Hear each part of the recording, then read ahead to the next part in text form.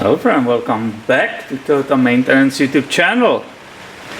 I'm in process of installing this power steering rack bushing kit, and I would like to show you a few details from this installation, and basically to give you warning that if you don't have a good tools, you are not comfortable, you should probably not do this.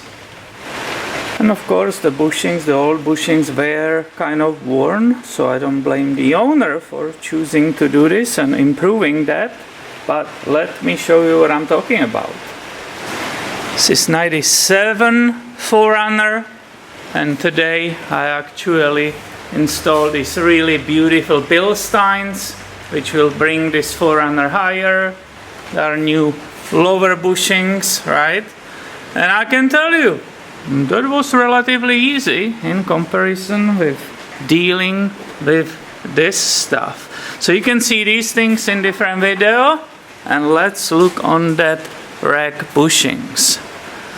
So basically it's all disconnected, right? So I have a play. Here was that big thing underneath bracket, right? So you will agree this was worn, right? And this is the easiest one to remove, so it was right here, right? But then we have the other bushing, which is right there, and the biggest problem is this one. And basically what's the problem? The problem is removing these old parts. The seller claims use the torch and burning it out and have a fire extinguisher ready and go this way. I'm not going crazy like that, despite the fact I have a lot of fire extinguishers around here, obviously, as a shop owner. But look at this. This is a nasty, right? And it takes time to get it out. There's not much play. They say pull it all the way out, but I don't want to pull because there are the lines, right? I don't want to pull too hard. It's the steering, obviously, that's not a problem. So, you know what? Just warning, right?